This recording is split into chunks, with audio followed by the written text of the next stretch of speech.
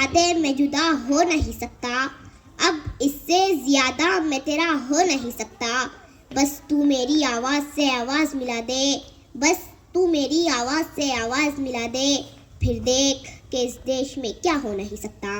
جناب صدر، معزز اساتذہ اکرام اور میرے ہم مکتب ساتھیوں، السلام علیکم ورحمۃ اللہ وبرکاتہ۔ آج 26 جنوری یعنی یوم جمہوریہ کی پرخلوص مبارکباد قبول ہو۔ دوستو، جیسا کہ آپ جانتے ہی ہیں کہ تن کے گورے مگر من کے کالے انگریزوں کو ہم نے اس دیش سے بھگا دیا، تو ضرورت اس بات کی تھی کہ ان کے کالے قانون کو بھی اس دیش سے ہٹا دیا جائے۔ لہٰذا 26 جنوری 1950 کو ڈاکٹر بھیم راؤ امبیڈکر کی صدارت میں ایک خوبصورت سا قانون بنایا گیا۔ دوستو، دیش یا تو موبوکریسی سے چلتا ہے یا پھر ڈیموکریسی سے۔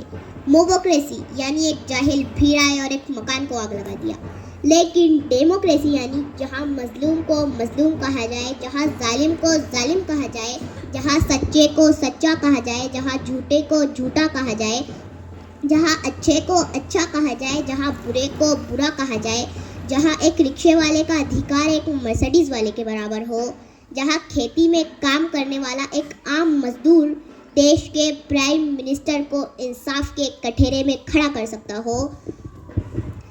لیکن اپنے دل پر ہاتھ رکھ کر سچ سچ بتانا کہ اس خوبصورت سے قانون پر عمل کیا جا رہا ہے؟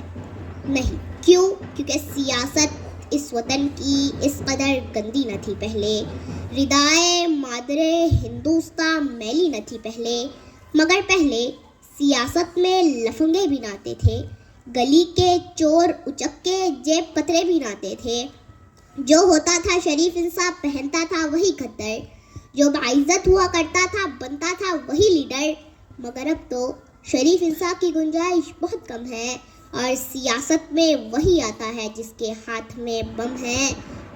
تعصب کو بڑھاوا دینے والے رہبروں بولو، ضمیر و ظرف کے سوداگروں اپنی زباں کھولو، تمہارا فرض کیا ہے اور یہ کیا کر رہے ہو تم؟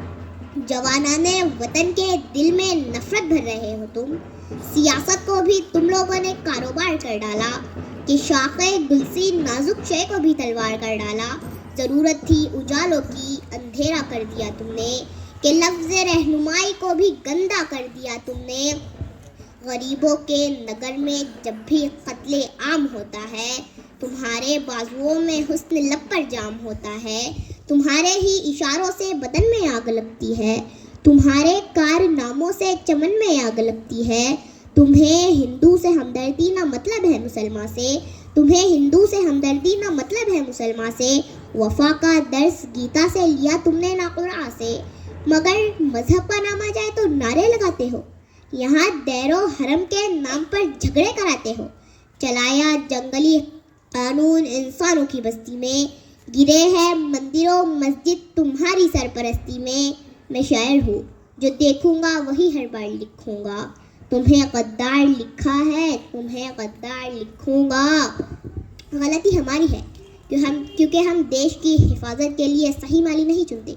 ہمیں ایسے مالی کی ضرورت ہے جو ہندوستان کے گلشن کو پانی سے نہیں اپنے خون سے سینچے، اور گلشن کے ہر پھول کو اتنا ہی پیار کرے کہ ہر چھوٹے سے چھوٹا پھول کہے کہ حالانکہ میں چھوٹا ہوں لیکن مٹی مجھے اتنی ہی دیتی ہے جتنے بڑے پھولوں کو ملتا ہے۔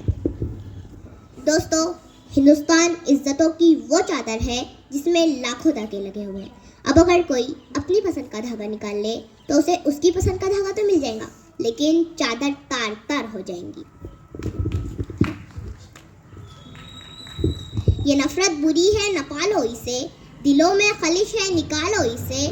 یہ نفرت بری ہے نہ پالو اسے، دلوں میں خلش ہے نکالو اسے۔ نہ تیرا نہ میرا نہ اس کا نہ اس کا، یہ سب کا وطن ہے، بچا لو اسے۔ شکریہ۔